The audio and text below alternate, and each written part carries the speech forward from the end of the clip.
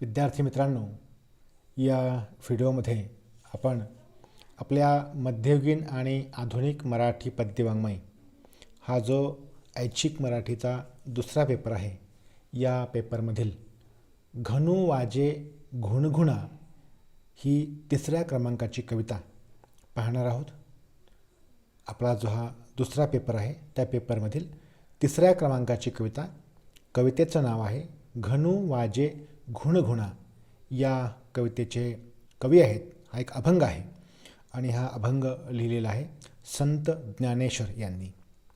संत ज्ञानेश्वरांचा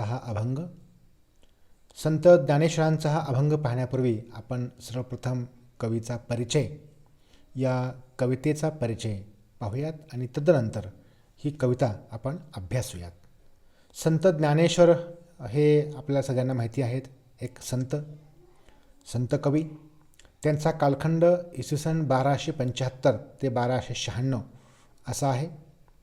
ज्ञानेश्वरी हा ग्रंथ आपण पाहिला की संत ज्ञानेश्वरांच्या कर्तृत्वाची प्रचिती आपल्याला येते. त्यांच्या अगाध ज्ञानाची, प्रतिभाशक्तीची, लेखन कौशल्याची जी प्रचिती आहे ती त्यांच्या त्या एका ग्रंथावरून आपल्याला येते. 13व्या शतकामध्ये जो वारकरी संप्रदाय या महाराष्ट्रामध्ये उदयाला आला आणि सर्वत्र पसरला, या वारकरी संप्रदायातले एक महत्त्वाचे संत कवी म्हणून संत ज्ञानेश्वरांना आपण ओळखतो.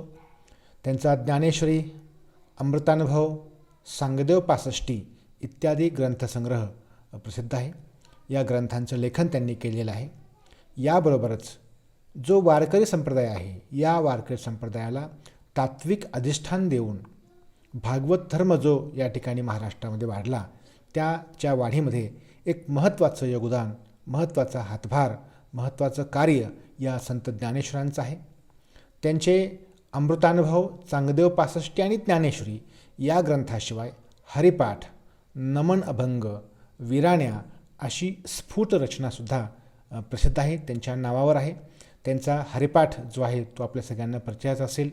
ग्रामीण भागामध्ये किंवा अन्य अनेक ठिकाणी पहाटे अनेक ठिकाणी मंदिरामध्ये हरिपाठ असतो किंवा सायंकाळच्या वेळेला गावातली मंडळी मंदिरामध्ये हरिपाठ म्हणत असतात. भजन असेल किंवा कीर्तन असेल, अशा अनेक प्रसंगामध्ये हरिपाठामधले अभंग आपण ऐकत असतो. कार्तिक महिन्यामध्ये जी काकड आरती होते, त्या काकड आरतीमध्ये सुद्धा शेवटी सकाळी हा हरिपाठ म्हटला जातो. तर अशा प्रकारचं लेखन त्यांचं प्रसिद्ध आहे. आणि मग त्यांचीच ही आपल्या अभ्यासाला असलेली जी कविता आहे, त्यांचा जो अभंग आहे घनु वाजे घुणघुणा, ही एक विराणी आहे. विराणी म्हणजे काय? एक विरहामध्ये लिहिलेलं विरहगीत आपण ज्या अलीकडच्या काळामध्ये म्हणतो, तशा प्रकारची विरह भावना व्यक्त करणारी ती विराणी. आणि मग याच्यामध्ये घनु वाजे घुणघुणा, घनु म्हणजे घन, मेघ, आभाळ आपण म्हणतो की नाही. आणि मग त्या एक नादात्मक, प्रसादात्मक अशा प्रकारची ही कविता आहे आणि ती गेय आहे, ती गायनानुकूल आहे. आणि या विराणीतून, ही जी विराणी आहे, विरह भावना व्यक्त करणारी कविता आहे, अभंग आहे, या विराणीतून विश्वात्मक प्रेम जाणीवेचा अनुभव काव्यात्मक पातळीवर शब्दबद्ध झालेला आहे. आता आपण प्रत्यक्ष ही कविता पाहूयात, अभंग पाहूयात. संत ज्ञानेश्वर काय म्हणतात? घनु वाजे घुणघुणा, वारा वाही ऋणझुणा. घनु वाजे घुणघुणा, वारा वाहे ऋणझुणा. इथे त्या वाजण्याचे आवाज जे आहेत, ते आवाज या ठिकाणी लेखांत चित्रित केले की घनु म्हणजे घन, मेघ घनघन वाजतं आहे, घुणघुणा या ठिकाणचा आवाज येतो आहे, ऋणझुण वारा वाहतो आहे. आणि भवतारोको हा कान्हा वेगी भेटवाकी. यमक अनुप्रास आणण्यासाठी काही शब्दांची जी योजना करावी लागते, तशा प्रकारची पहिल्यांदा त्यांनी योजना केलेली आहे. त्या आवाजाची प्रतिमा त्यांनी वापरलेली आहे. आणि मग ज्या या भवसंसाराला तारून नेणारा जो कोण आहे तो मग परमेश्वर. हा मग तो कान्हा म्हणजे श्रीकृष्ण. त्याची आणि माझी भेट घालून द्या, अशा प्रकारचा भाव, आशय या कवितेच्या पहिल्या कडव्यामध्ये, पहिल्या चरणामध्ये संत ज्ञानेश्वर यांनी व्यक्त केलेला आहे. म्हणून ते म्हणतात की घनु वाजे घुणघुणा, वारा वाहे ऋणझुणा, भवतारोको हा कान्हा वेगी भेटवाका. पुढे ते म्हणतात, चांदू व चांदणे चांपे व चंदणे. चांदू व चांदणे चापे ओ चंदणे देवकी नंदने वीण नावडे ओ.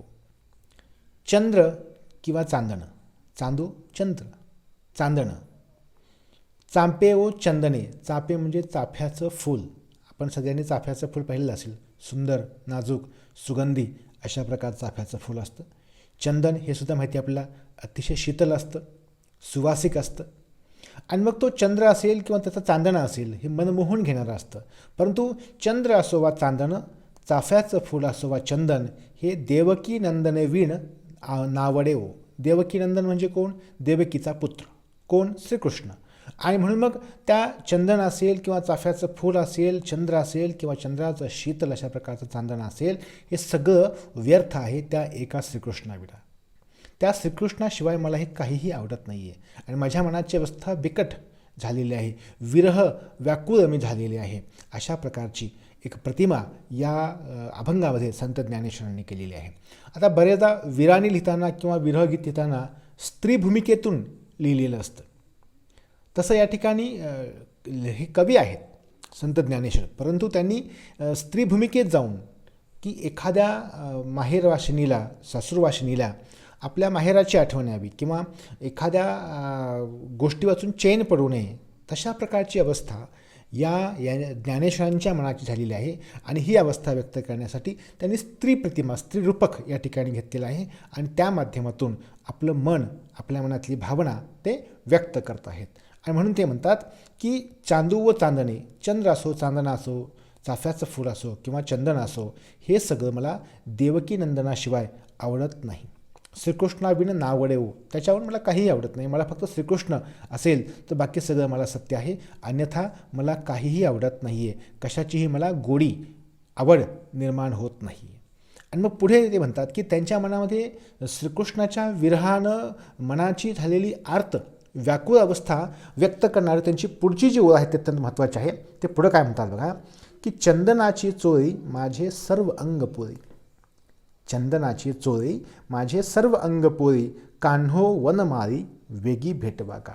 चंदनाची चोळी म्हणजे काय या ठिकाणी? तर आपण अंगामध्ये घालावायची जी वस्त्र असतात ती आपण सुती किंवा अन्य प्रकारचे कपडे घालतो, तर त्यानं आपलं शरीर शीतल राहिलंच असं नव्हे, परंतु चंदन, आता आपल्याला माहिती की चंदनाचा गुणधर्म काय आहे की चंदन हे थंड असतं, प्रकृतीनं शीतल असतं. आणि म्हणून मग चंदनाची चोळी बनवून जरी मी घातली, त्याचं वस्त्र बनवून जरी मी घातलं, तरी माझं सर्व अंग पोळतं आहे. मी दुःखी आहे, मी विरहानं व्याकुळ आहे. कुणाच्या?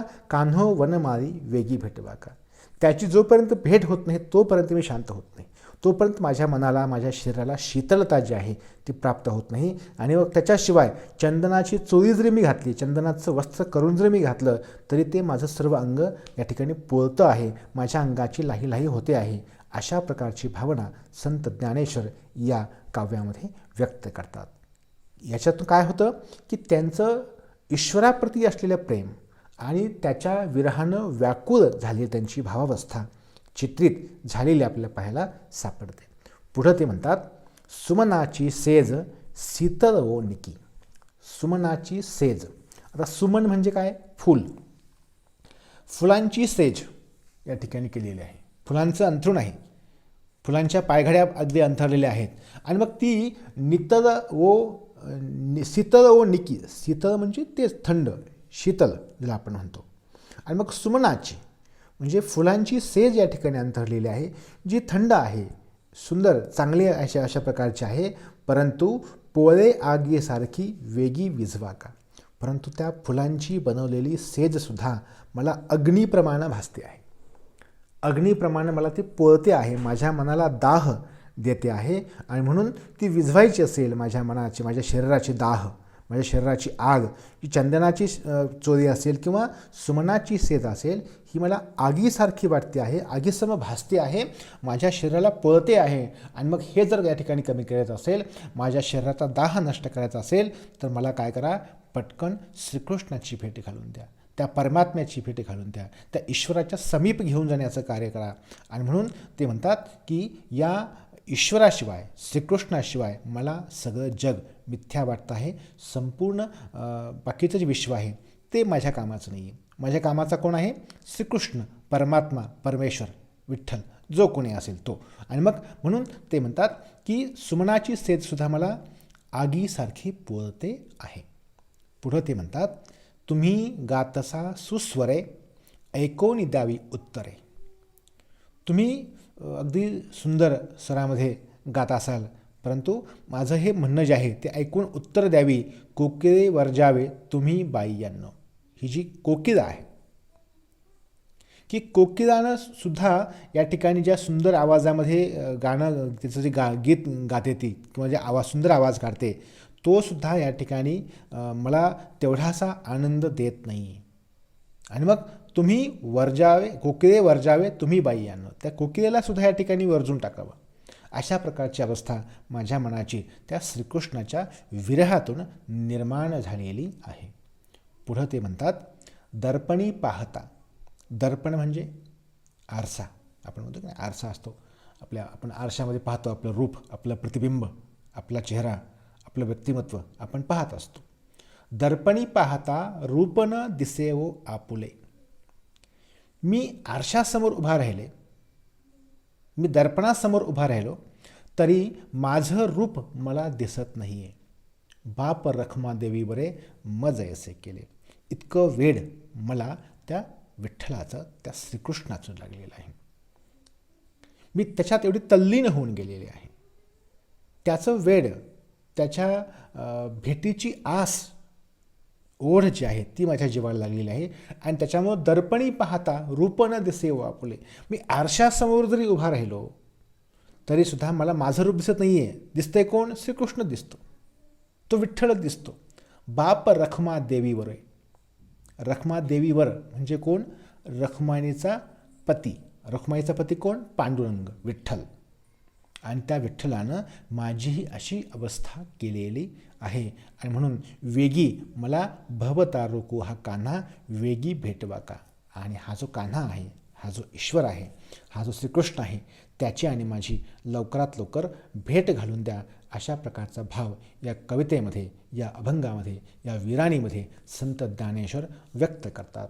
या विराणीमधून आपल्याला संत ज्ञानेश्वरांचं पांडुरंगाप्रती, श्रीकृष्णाप्रती असलेलं प्रेम आणि त्याच्या विरहानं त्यांच्या मनाची व्याकुळ अशी झालेली अवस्था आणि त्या व्याकुळतेतून त्यांनी विठ्ठलाचा केलेला आर्तधावा, साध ही या अभंगाच्या माध्यमातून आपल्याला पाहायला सापडते. एक छोटीशी कविता आहे, छोटासा अभंग आहे. या ठिकाणी हा 5 चरणांचा अभंग संपतो.